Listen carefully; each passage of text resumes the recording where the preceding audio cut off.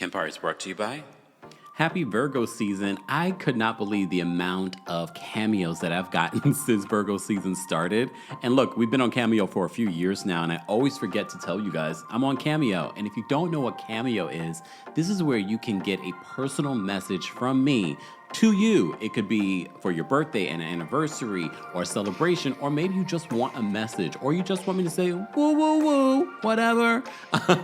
You can get one for me today. Get a Cameo for me today at a small discounted price for the holiday. Happy Labor Day to those that celebrate. Join me today on Cameo. More information on how you can book a personal message from me on Cameo will be available in the description.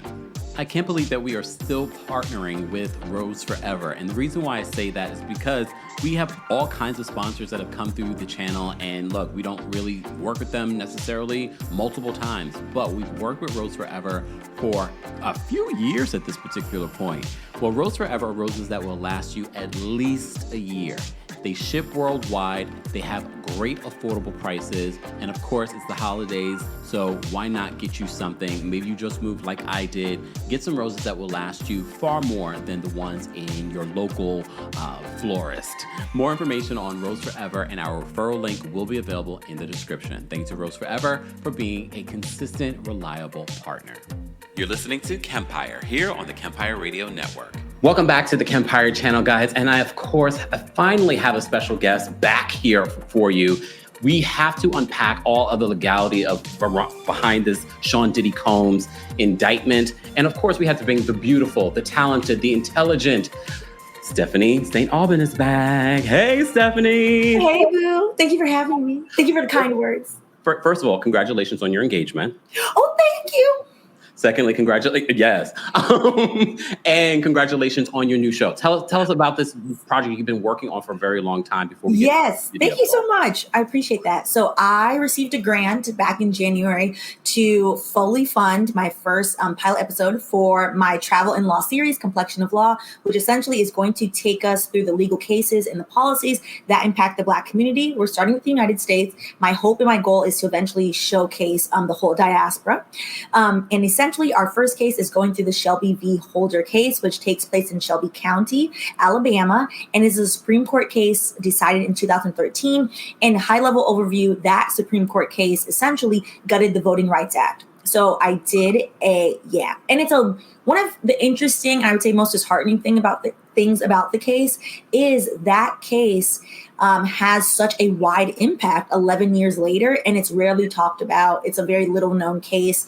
The man, Edward Blum, that actually is responsible for ending affirmative action, the man that sued for the Fearless Fund, which was a program that gave grants to Black women as well as other women of color. And they recently had to stop giving those grants because he sued, stating it was discriminatory. Even though most venture capital money does not go to Black people, that same man is the one who is not from Alabama, went to an Alabama courthouse and decided to fully fund that case and bring about the results of that case.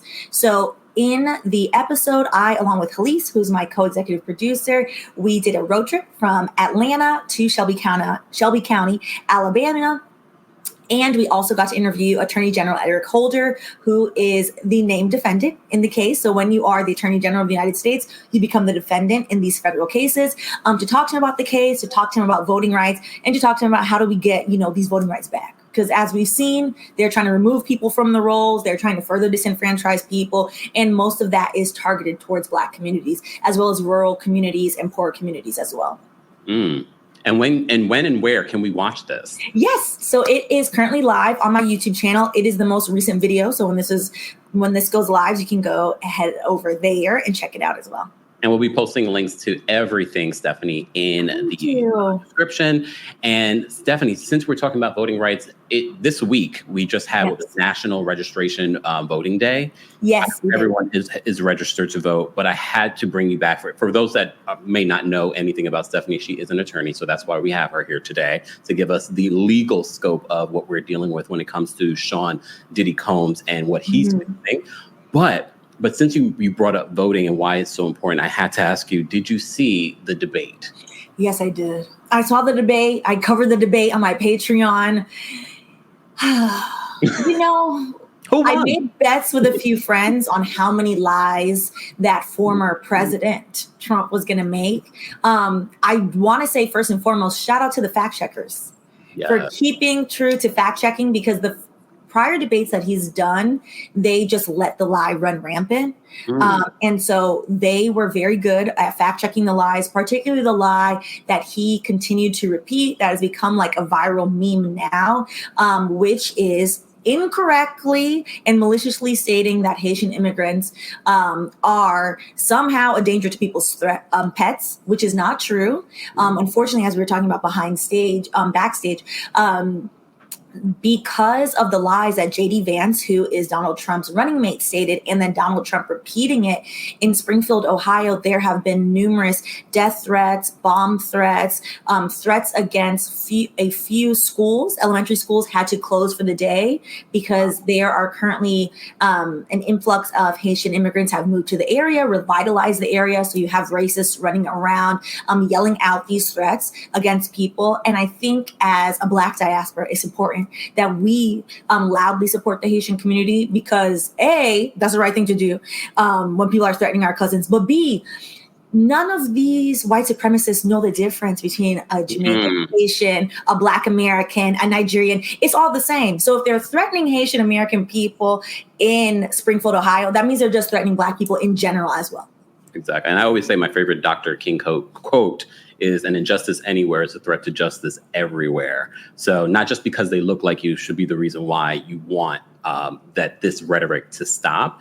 Exactly. And it goes back to when he was president and the rhetoric about, Chinese and Asian people and things like that. It caused, even here in New York, our Asian community are being affected by attacks like that. So this is why when we say his rhetoric is dangerous, this is the importance of squashing that, and also the importance of all of you registering to vote. We're not going to tell you who to vote for, and also checking and making sure you're registered. Vote.org, you can check, because one of the interesting things that I learned, it was news to me when I did my pilot episode, was speaking to various activists as well as civil rights attorneys.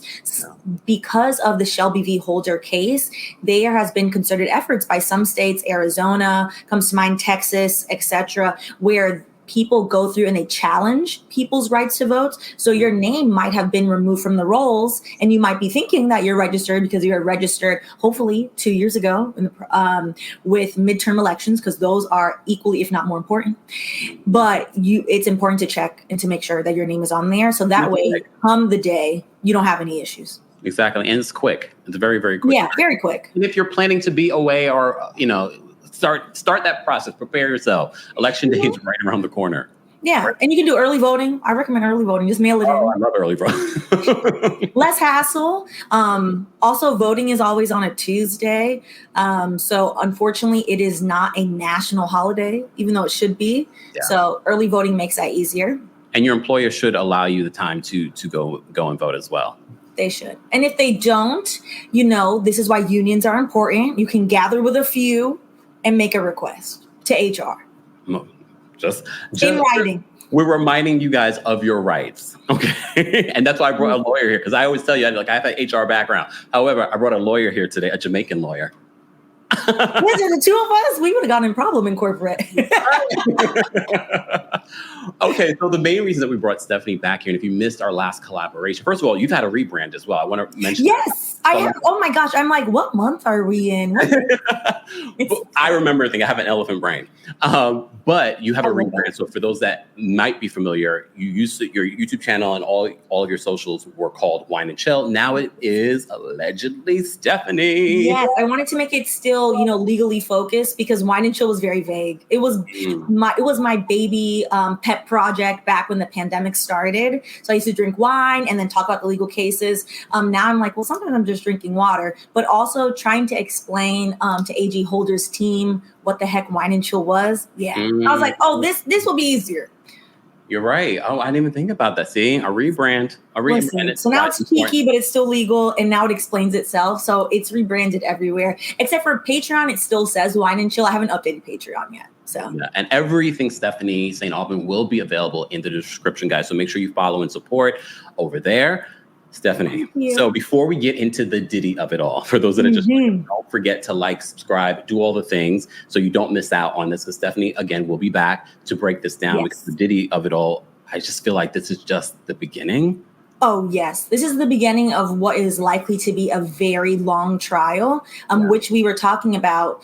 Maybe since this is located in the Southern District of New York, this is a federal case. Maybe potentially we can take a field trip and sit in, if we can get a press pass, and sit in and have live updates. So we can get a press pass or something. Look, something. We'll sit in the back. We'll be quiet. Look, I'll pull out my corporate suit. I still have one.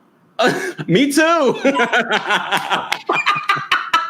Listen, we'll be. I'm. You know, I love that the girl said very demure, very whatever cutesy for so long, but we have to retire it for a second. But we'll be cute. We'll be cute and corporate in the back.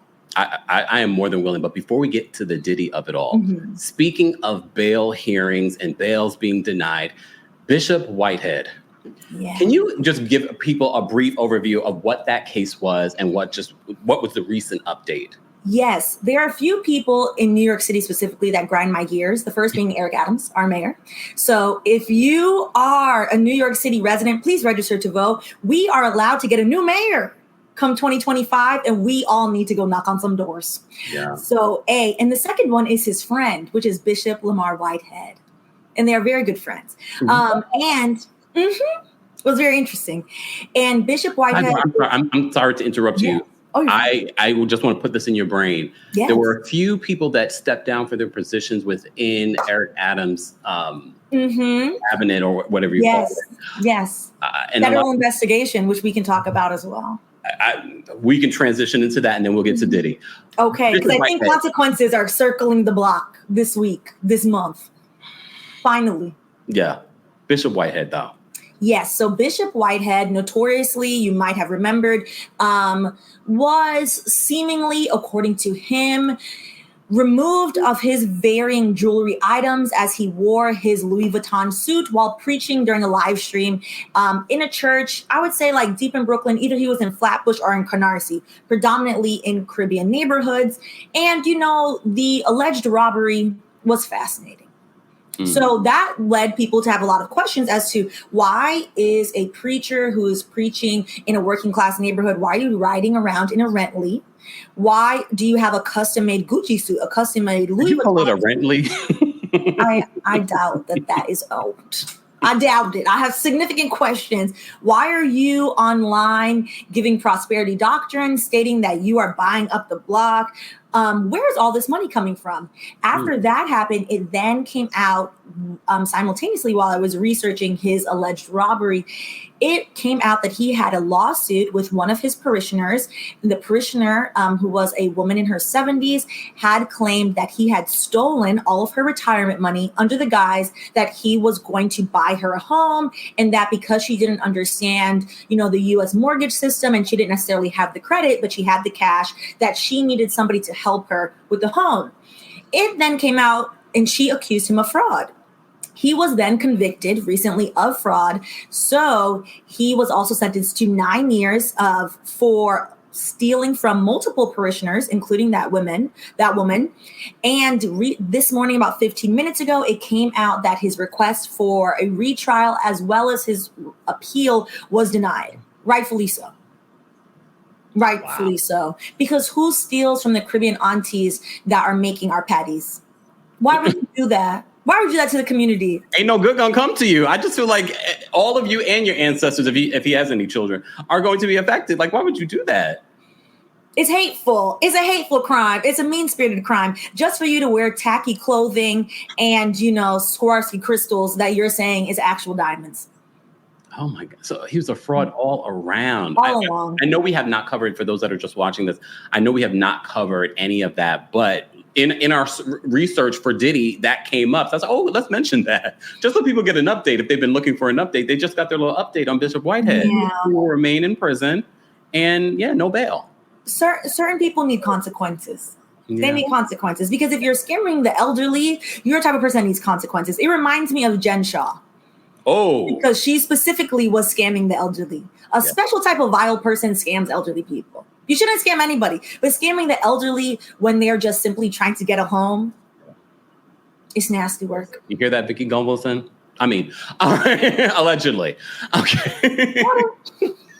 Well, speaking of scamming, we have to talk about Sean Diddy Combs, a.k.a. P. Diddy, a.k.a. P. D, a.k.a. Diddy, a.k.a. Love, a.k.a. Puff Daddy. I had to look at the indictment. All of the different aliases. Do you think that was by design? That they used all the aliases? Well, no, just him having all those different aliases. Or was they... I don't understand. It's giving megalomaniac for what it's worth.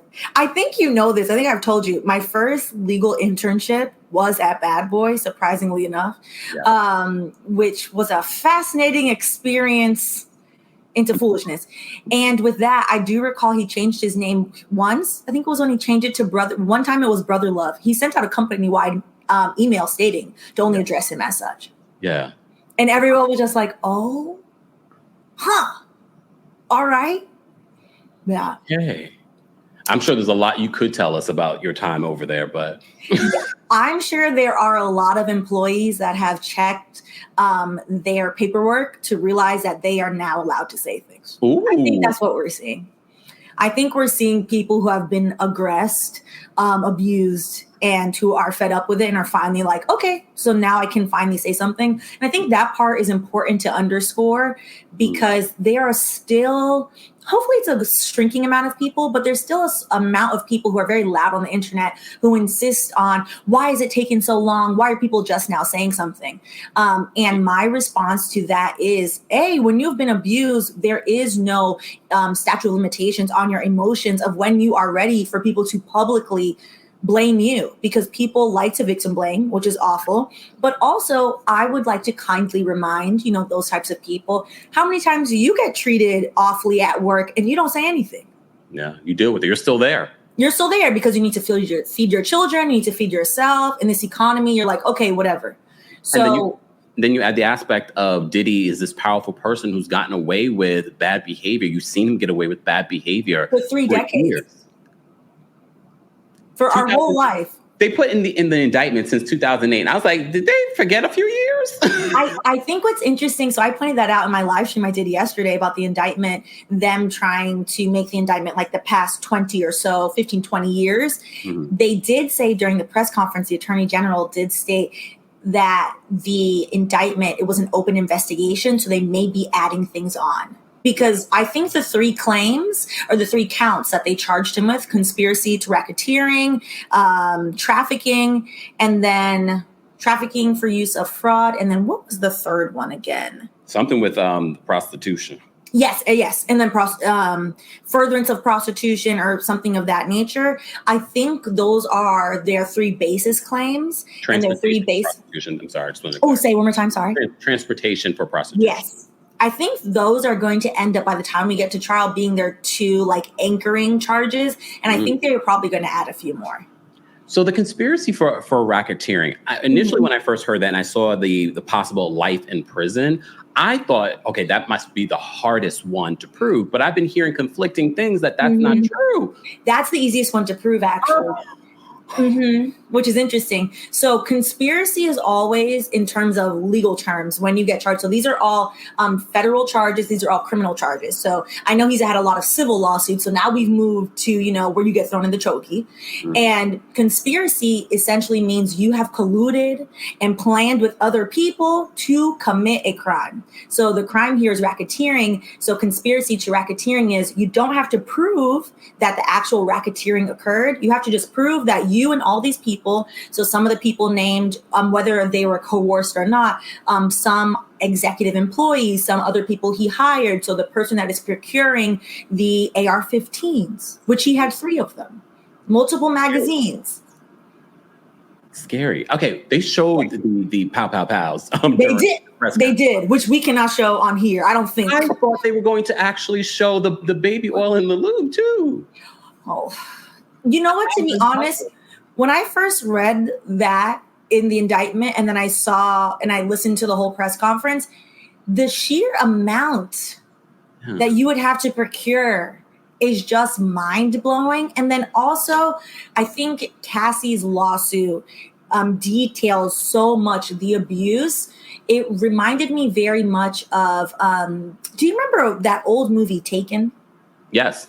And do you know the part where the daughter doesn't end up there, but the girl that the daughter meets that goes to the party ends up at this like awful like mining site? Yes. And it's like very traumatizing. It reminded me of that and like how much pain these people must have been put through, because you have that. And then you also have the mention of IV fluid to wake you up. So you're on call for abuse. And the insane part for me, and maybe you can give me some sort of rationalization as to why, even after the lawsuit was exposed and we knew all of these things, why did he still have these items at his home? Question. And I think that is one of the biggest pieces of evidence that the prosecution can use to say this person is not only a flight risk, this person needs consequences. You cannot let them out on bail because they continued their abusive behavior, because why are you still harboring all these things in your home? Yeah, insane to me. First of all, I also think just a dumb criminal. It's hubris. I think at this point, I think he's a prime example of showing somebody who's gotten away with unfathomable things being like, well, what's going to happen? I'm like, well, now you're getting consequences. So I was listening to CNN and they were saying, because a lot of people suspect, because this is an ongoing investigation from the Southern District of New York, that other people might be tied to this, indictment. However, they gave a different perspective. And this is why I love hearing different legal perspectives on this, that they say, well, maybe some of these assistants, some of these people that were procuring these, freak offs, and maybe some high level executives have been working with the SDNY. What is your perspective on that? I think it's probably a mix of both. I think there's a mix of coercion for sure, particularly when there are large power imbalances. So if we were saying like, oh, he forced his assistant to procure an AR-15, which is a terrifying machine that is a semi-automatic weapon, there's clearly a huge power imbalance there. There's clearly coercion. When you get to the level of, say, like his vice president of insert whatever department, then you have less likelihood of coercion, because I'm like, well, this is somebody with money. You could still threaten them, you could still blackmail them, etc. But then you get into kind of a gray area. I think what the prosecution has done, which is quite smart, is they've basically mapped the indictment to all of the public civil lawsuits. Yeah. So when you read the indictment, even though they don't say any of the victims' names, if you've read the lawsuits and you've kept up with the civil lawsuits, you know who is being referenced in which part. And Cassie was referenced a few times in this indictment. Exactly. Well, speaking of high executives, Harve Pierre has been named in quite a few of the, civil lawsuits against and Harve Pierre, who was a president at Bad Boy. I wonder, do you think maybe he's cooperating with the SDNY? I think most people are probably cooperating. However, certain people, even if they are cooperating, I'm not sure that SDNY is going to be willing to give them blanket immunity, because as stated in the indictment and then stated during the bail hearing by varying assistant prosecutors, there is video evidence, there's phone recordings, there's all of these other things. So I'm not sure, since we haven't seen what all of the evidence is, what type of leverage it would be to tell somebody like, hey, you cooperate, maybe I'll lessen your sentence, but you also might need some consequences. Yeah. Oh my goodness. Well, speaking of the bail hearing yesterday, the magistrate judge denied bail for Diddy. Today, at the time of this recording, the bail, the one with the district judge hasn't happened yet. So for those that are watching this afterwards, what do you suspect will happen today in regards to this bail hearing after it was denied yesterday? I suspect it's going to be denied again. And if I could share my screen really quick. So this is the original letter from Diddy's defense team. And this letter states, what they are willing to offer in terms of bail. And the thing that I think has jumped out to a lot of people, and that jumped out to me, is Diddy offered up his home, the equity in his home, about $48 million, the equity in his mother's home. Whether or not he has a legal right to be offering up his mother's home is one of my questions, which is interesting.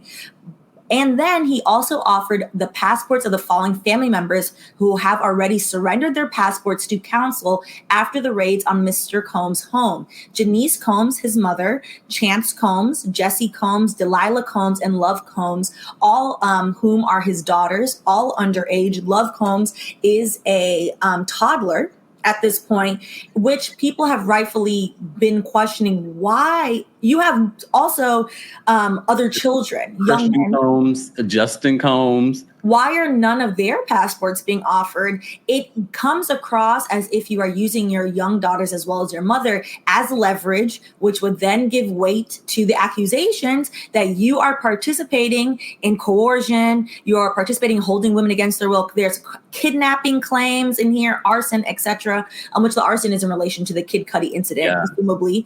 And so the interesting thing, and one of my outstanding legal questions about this is still, how does he have the legal capacity to even offer up Janice Combs' passport when she is a fully grown adult, unless he has some type of conservatorship over her, or he has something stating that he is legally responsible for her?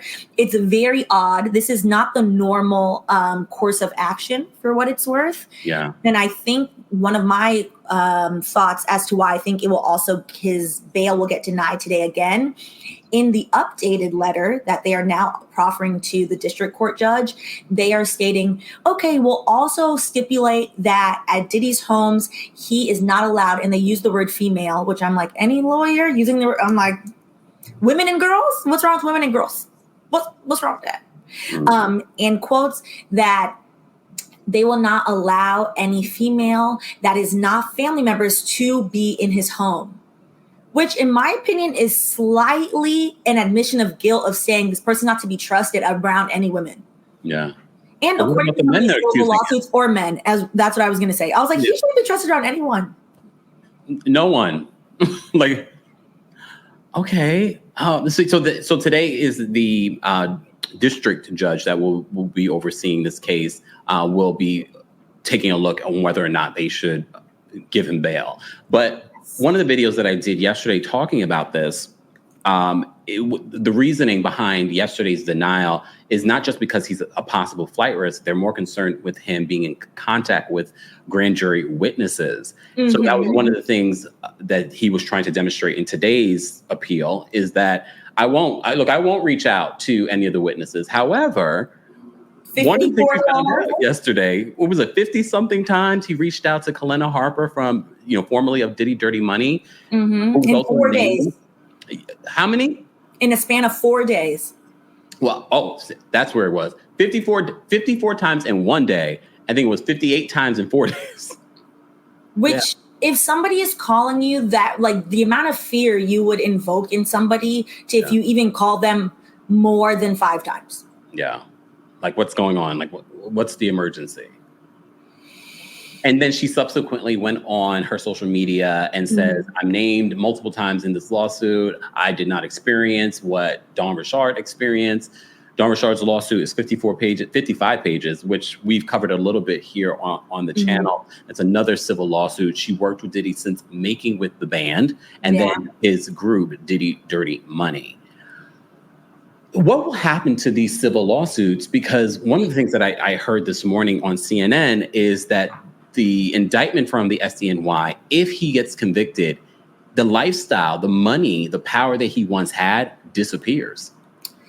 So the interesting thing about a racketeering charge, when you charge somebody with racketeering, so this is conspiracy to racketeering, it's a little bit different. If you charge somebody with a RICO charge, you, as the federal government is essentially stating, you have done all of these things. And by doing things, you have wrongfully and illegally amassed wealth, money, car status. And that's where you get repossession because of RICO. So Miami is famous for this. Like in the 80s, people always joke because in Florida, there is no income tax, no federal state income tax. In Miami, there's no city tax. People are like, who the heck built the turnpike? It's like drugs.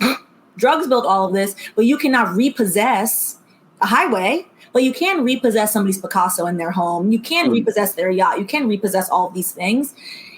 The federal prosecution has yet to put forth the amount of money and damages that they would need to recoup from him to make his victims whole.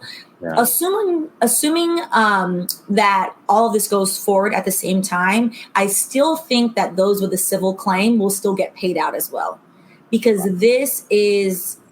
their claims are tied to the same thing. So I think if the federal government were to repossess some of that money, well, the whole purpose is to give restitution to your victims. So the victims are who? Don Richards, Cassie Ventura, I'm forgetting his name right now, the producer. Lil Rod.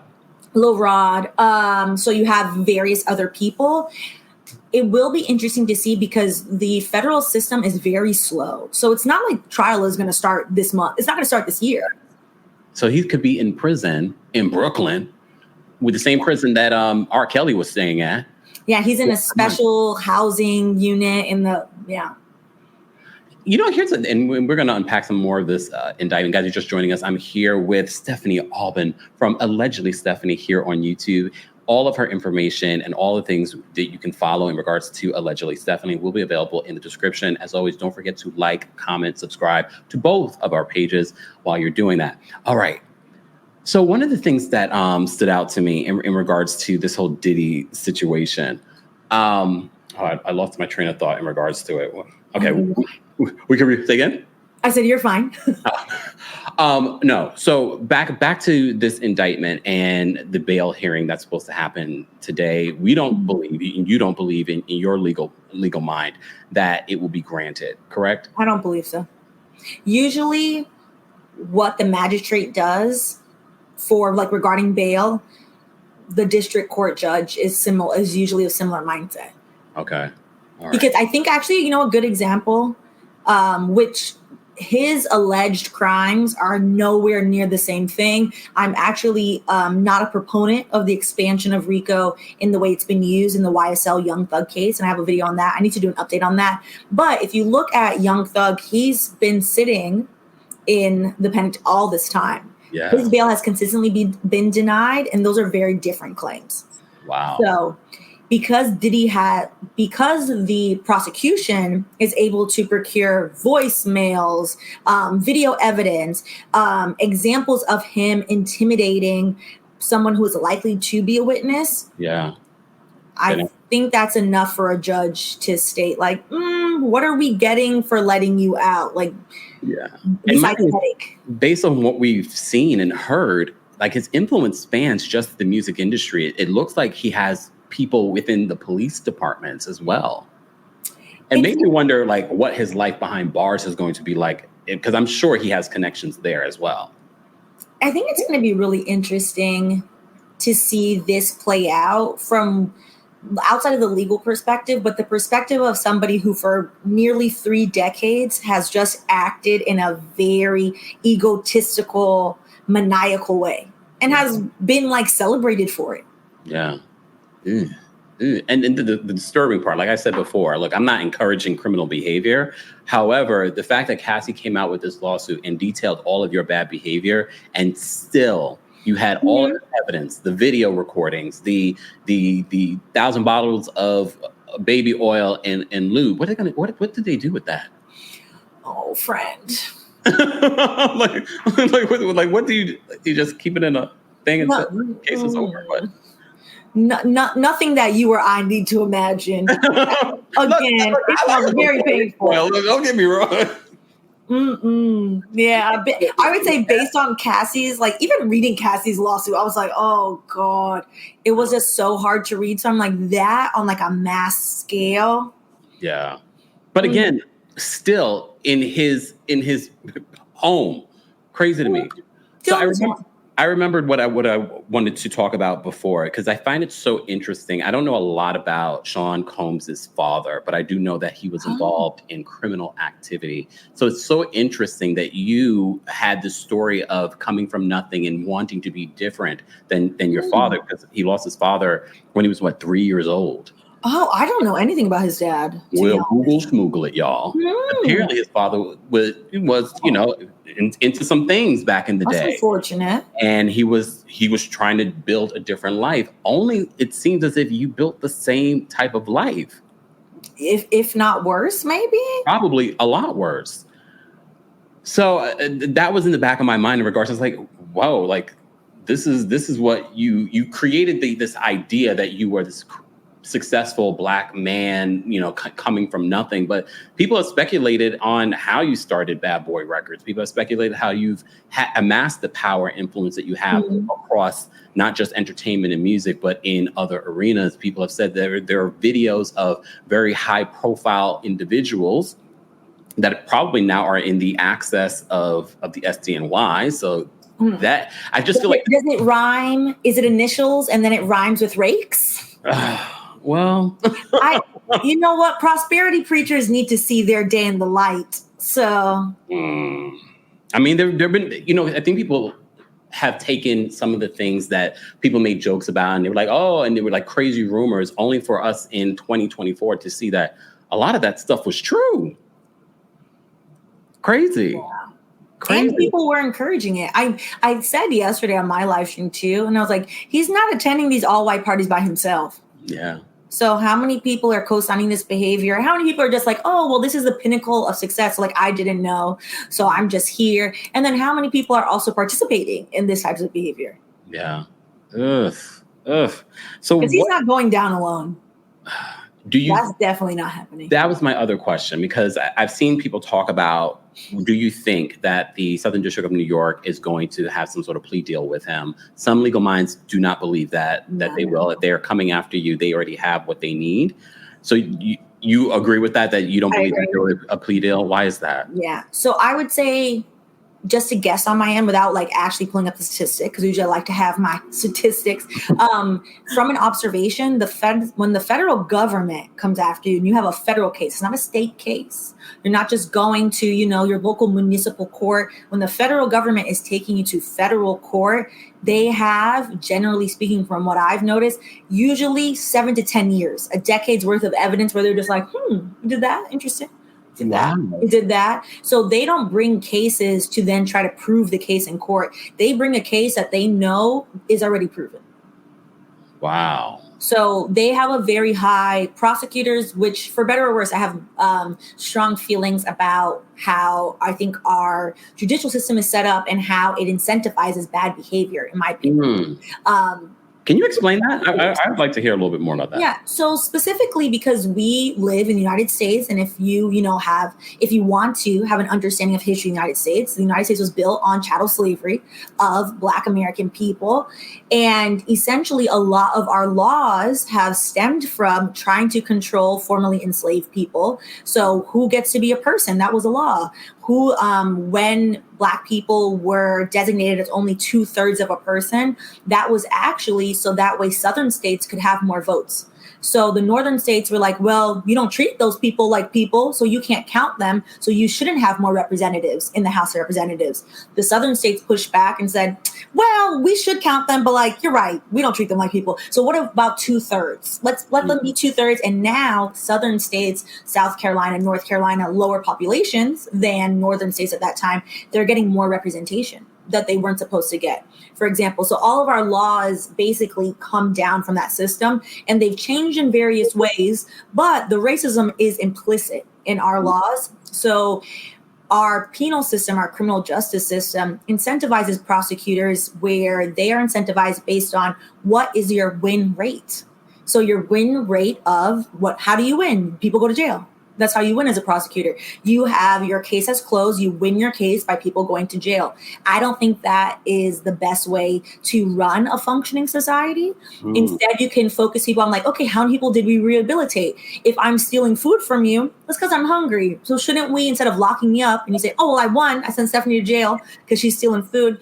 Instead, shouldn't we ask me why I'm stealing the food? Like, oh, why are you hungry? Like, oh, well, maybe we need free lunch for the kids, and then she won't be stealing the food anymore, etc. So while I have, I would say, like voicefully voice my qualms with that, the other spectrum of it is people like Diddy, who it's documented that there's abuse, there's all of these things. People will push back. And in the press conference, people did push back on the AG and asked, why did this take so long if y'all are saying stemming back to 2008?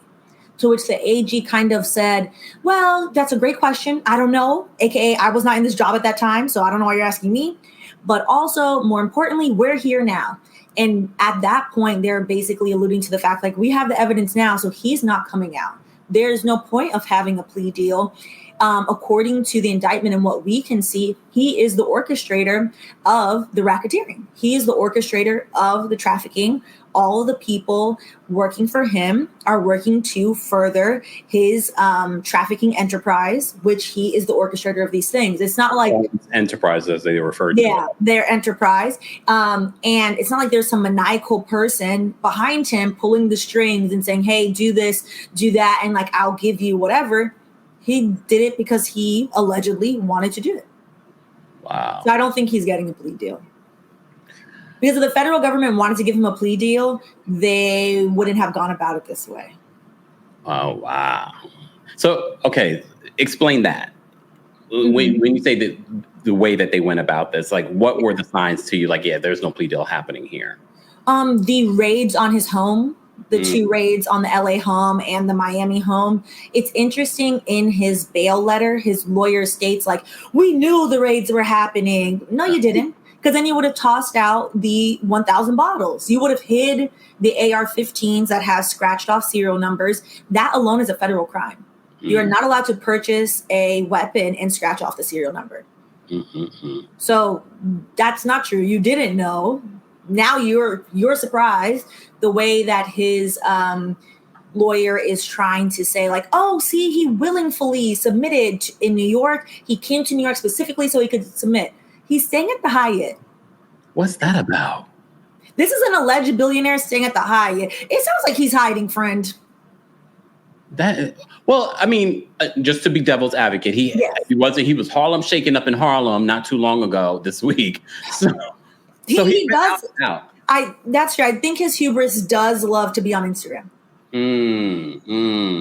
So I mean, I think the lawyer would agree with him being on Instagram. How do you feel about the attorney? Because one of the things that we reported on earlier today was that the attorney seems to be attacking Cassie.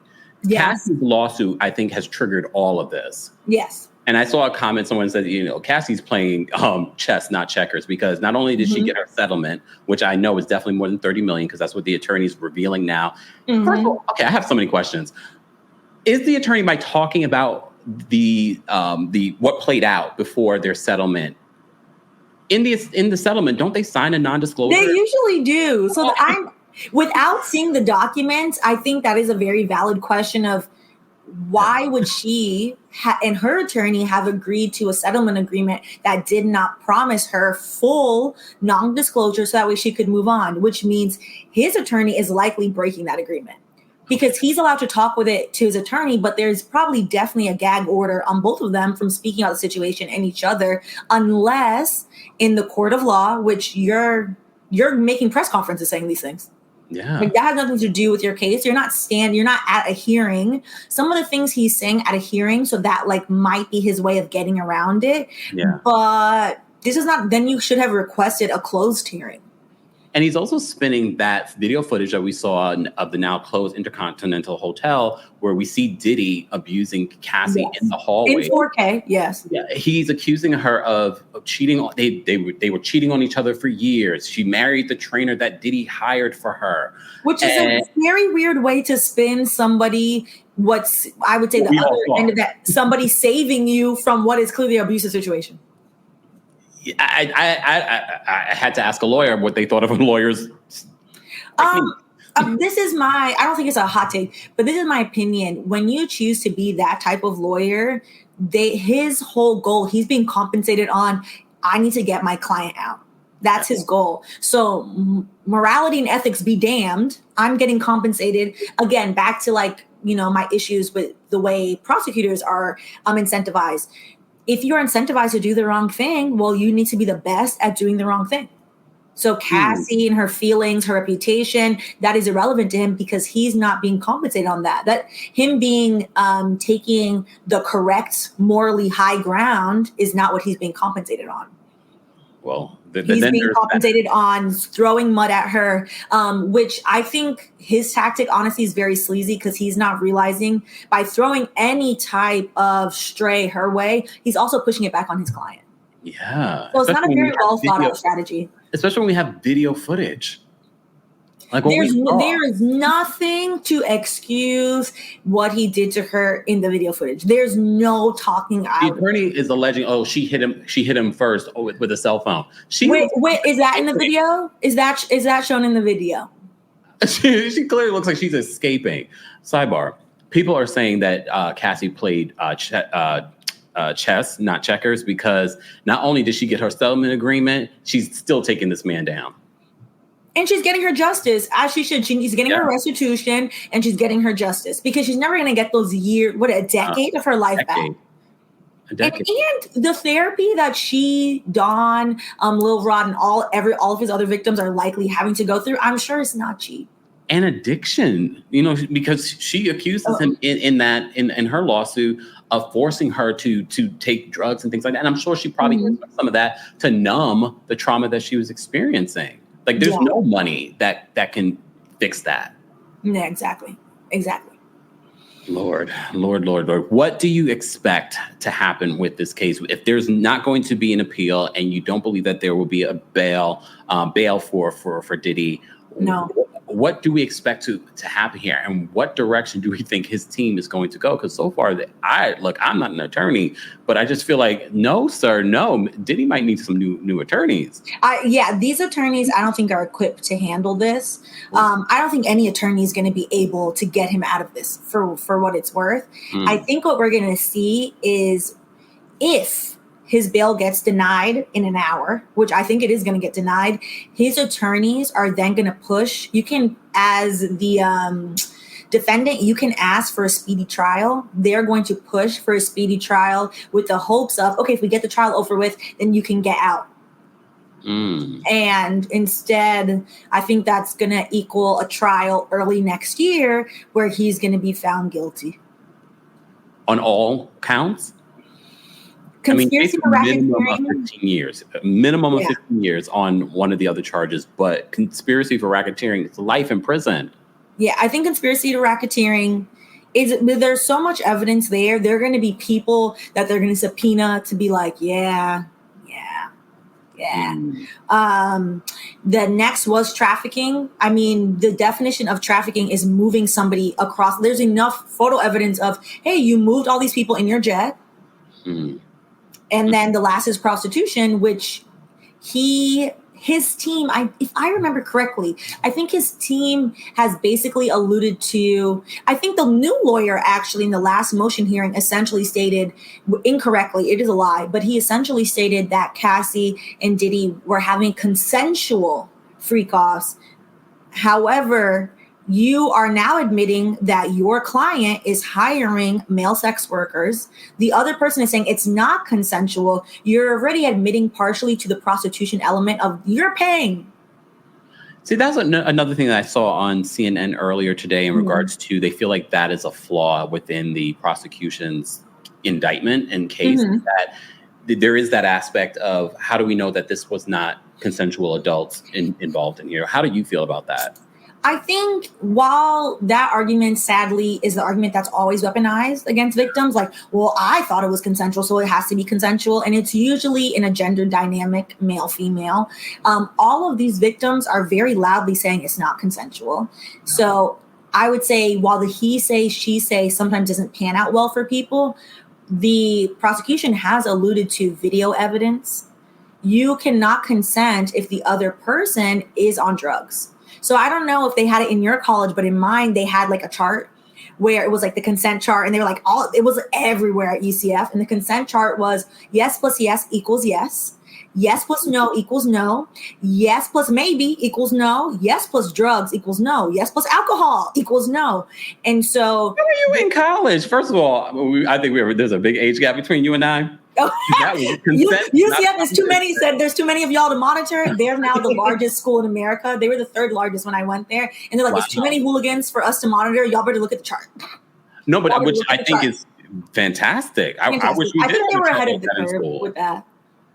Consent is an important conversation. I think that conversation it needs to happen even before college or high school. I mean, I've heard parents, I'm not a parent, but I've heard parents talking about like slowly starting that conversation of consent with like their young children. Yes. I think it's important to talk to, because kids always know, and like there's always that conversation of like, you should not, I think now people are more willing to have it of, don't force your kids, particularly like your young daughters, to hug people if they're uncomfortable. They're uncomfortable for a reason. Maybe they don't like to be hugged, or maybe they get a weird vibe. Don't be forcing kids to do these things. Did you see that post that Mama Tina Knowles posted just the other day on her social media about Beyonce kissing this homeless man?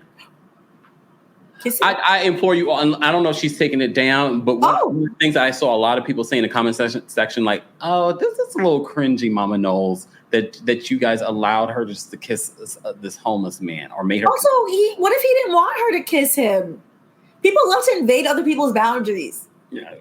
Yeah. But speaking of like of a particular age, we know growing up, some parents were like, go hug auntie, blah, blah, blah. Yeah. Mind you, that's not your Our age, I had to hug everybody. And I'm just like, well, somebody's hugging me too long. Yep. I don't want to do it. That part. Okay. Before we let you go, Stephanie, I want to know anything else that you wanted to say on this Diddy situation. Like I said, you're going to have to come back because I feel like this is going to be. I think it's going to be weak. I think weekly we're going to get updates most likely. Right. Oh, just to finish my thought with the consent conversation. Right. I think while the prostitution claim might be the hardest to prove because you're going to get into the victim versus the perpetrator and who sees consent as which way, there is video evidence. So because he, according to many of these victims, without their consent, videotaped them, which is essentially illegal, as well as if you're videotaping people without their consent, there's also the prosecution, because the indictment was only 14 pages. So they've also alluded to the fact that because these people are being supplied narcotics, they can tell there's no consent in the video because these people are either, they seem to be motionless, they don't seem coherent, etc. So I think that, which it will be extremely painful to play that in a courtroom, which is why I don't think this will be a public trial. Yeah. That would also further show, hey, there is no consent here. Yeah. We are watching, RAPE occur. This is an awful thing. So I don't think, because I know people are curious to know if this will be a public trial. I doubt it. One of the other things that I noticed this morning in my research of this case is that they're saying that he created this enterprise, the Combs enterprise, just for his sexual gratification. Because normally, I guess that's one of his companies, which is like also ironic. One of the companies is called Combs Enterprises. Yeah, it's the umbrella company. And I was sort of like, wait, isn't that name his company? But no, but the legal term enterprise is just like a nebulous of an organization to further a racketeering scheme. And they're saying, and another lawyer said that she's like, I've never really seen that in an indictment, but it's interesting that he just did this for his own gratification. It wasn't necessarily for more money. It wasn't necessarily for more profit. It was just for his own, like, ew. Yeah. And I think that's the most shocking part, because to your point about like, oh, well, what happens like with repossession usually goes with RICO, because usually there's some furtherance of the crime because you're trying to, buy off politicians, or you want to own the state of Florida, or you want to do whatever. It doesn't seem like there's any type of motivation or any type of outcome with that. It just seems to be this person creating a trafficking ring for themselves and to harm others. Which all types of racketeering is awful. This is a particular level of like malevolence that I think everyone is a bit shocked by. And it makes me wonder who else is going to go down in this. Yeah. That is what's interesting. Like I said, I feel like there will be like the lower level folks, like the assistants and things like that will cooperate.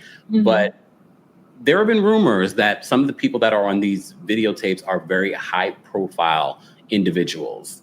I don't doubt it. I don't doubt it, to be honest, because other high profile people have had whispers about them for years as well. Yeah.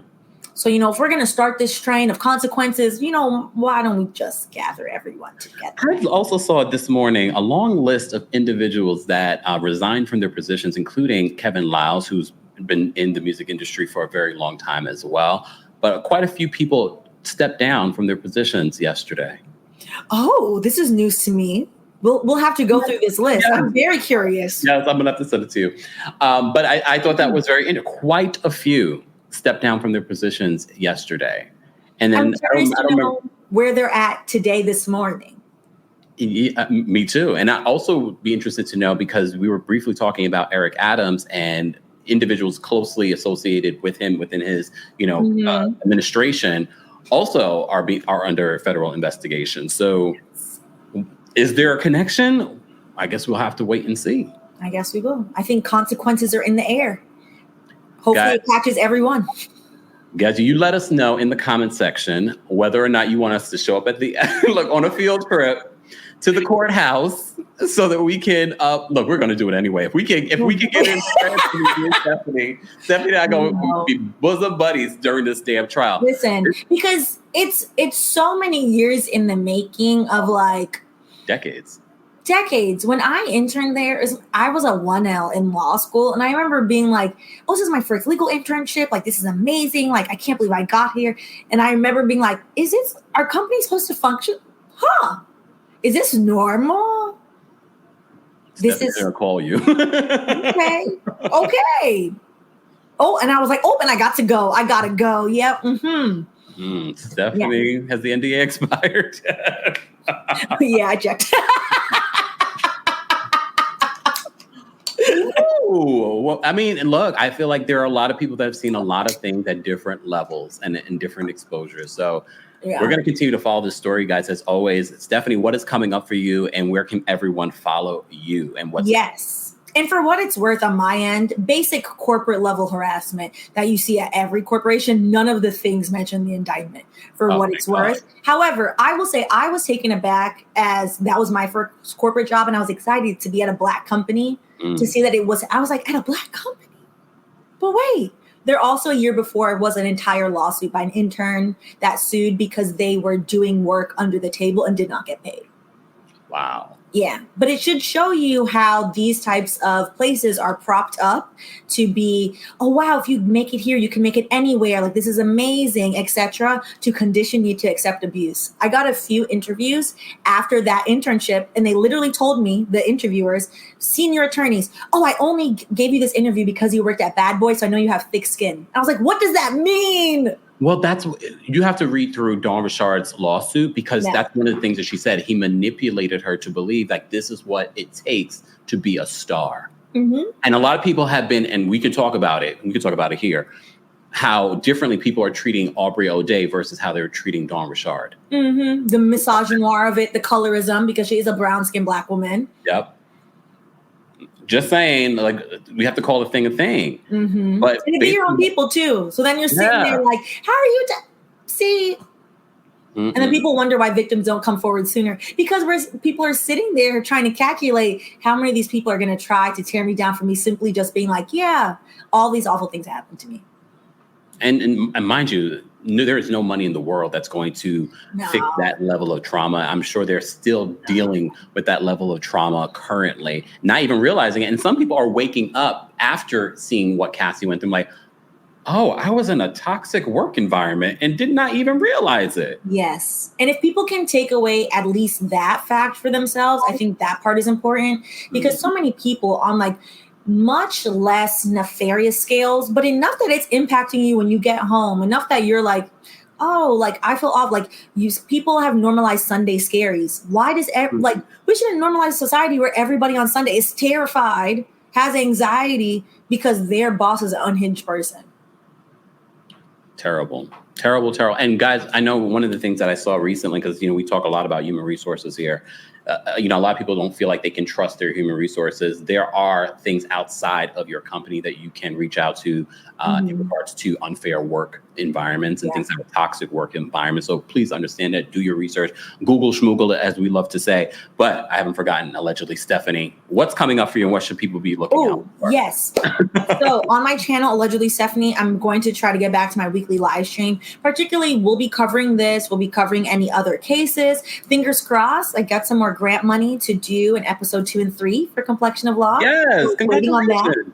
Thank you. I'm crossing my fingers. We'll see. So I've had some talks. So I'm like, okay, I should find out next month. And then overall, I'll just be over here. I'll be on Instagram. I'll be on Patreon.